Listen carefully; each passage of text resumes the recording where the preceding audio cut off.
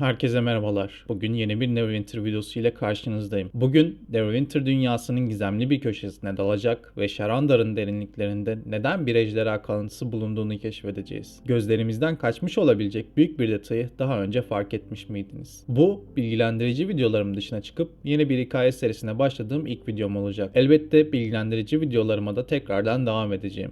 Lakin arada araştırdığım oyunla ilgili güzel hikayeleri de sizlere aktarmak istiyorum. O halde başlayalım. Yeni Sharandar'ın Mended Grove bölgesine seyahat ederseniz haritanın sağ tarafında bir ejder kalıntısı bulunduğunu fark edeceksiniz. Kulağa başta ilginç gelebilir. Çünkü bu senaryoda hiçbir ejder ile karşılaşmıyoruz. Ama aslında durum düşündüğünüzden farklı. Hikayemiz eski Sharandar'ın biz maceracılar tarafından kurtarılmasıyla başlar. Malabog'un ve yaşlı mavi ejderhası Fulminorax'ın maceracılar tarafından def edilmesi sonrasında Sharandar'da büyük bir güç boşluğu ortaya çıktı. Elbette bu güce sahip olmak için birden fazla varlık elinden geleni yapacaktı. Özellikle Sharandar'ın zıt uçlarındaki bataklıklarından gelen bir çift yaşlı kara ejder bu büyünün çekimini hissetti. Kara ejderhalar çürüyen bataklıkların ve bataklıkların pis kokusunda ya da düşmüş krallıkların kalıntılarında yaşamayı tercih ederler. Bu nedenle yeni Sharandar'ın hemen dışındaki bu bölge mükemmel bir yuvaydı. Nitekim Palaxis ve Zargah bölgeye birkaç saat arayla ulaştılar ve Mended Grove'da yolları kesişti. Kafaları karışan iki ejder bölgede hak iddia ettiklerini varsaydılar. Nitekim bu da çatışmaya yol açtı. Siyah ejderhalar tüm kromatik akrabalar arasında en aşağılık ve kötü huylu oldukları için gururun tek galip olarak ortaya çıkması muhtemeldi. Nitekim bu da ikisi arasında sürecek bir dövüşe sebebiyet verdi. Güçlü büyüler Sharandar'ın manzarasını değiştirdi. Asit nefesi ağaçları yaraladı ve korunun bazı kısımları kökünden sökülüp sonsuza dek değişti. Ejderhalar egemenlik için savaşırken Mended Grove'dan kaçamayan birçok Madcap farkında olmadan katledildi. Bir tepenin üzerinde duran elfler korudaki yıkıma dehşet içinde baktılar. Artık ağır şekilde yaralanmış ve karşılaşmadan bitkin düşmüş olan Palaxis ve Zarga hareketsiz ama nefes alıyor halde yatıyorlardı. Bir siyah ejderhanın savunmasız olmaktan veya başka bir varlığı egemenliğine girmekten daha çok korktuğu çok az şey vardır. İronik bir şekilde aynı korku Palaxis ve Zargah'ı bu çaresizlik anına sürükledi. Çoklu evrendeki en güçlü yaratıklardan bazıları olan bu iki yaşlı ejderhanın bu kadar güçsüz bir durumda bir arada var olması pek sık rastlanan bir durum değildi. Ayrıca savunmasız olduklarında bile bırakın iki tanesini, bir tanesiyle bile çatışmaya girebilecek kadar cesur olan çok az varlık vardır. Tepenin üzerine duran Illian ejderhaların arasında açılan bir kapının sesine şaşkınlıkla çömelerek anlık bir sessizliği bozdu. Durdukları yerden görülebilen tek şey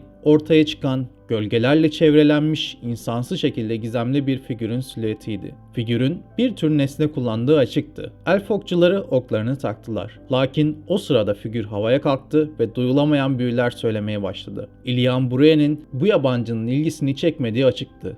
Hayalet filizleri önce Palaxis'ten sonra da Zargah'tan kıvrılıp yabancının elindeki nesneye ilerledi. O sırada iki ejder de son nefeslerinde yaşam güçlerini verdi ve zamanın kumlarına dönüştüler. Gururun tükettiği iki güçlü yaşlı ejderha olan Palaxis ve Zargah'ın hikayesi böylece sona erdi. Ancak bu videonun sonunda hala birçok soru işareti var. Bu gizemli kişi kimdi ve neden ejderhaların son anlarında ortaya çıktı? Bir sonraki maceramızda buluşmak dileğiyle. Sağlıcakla kalın.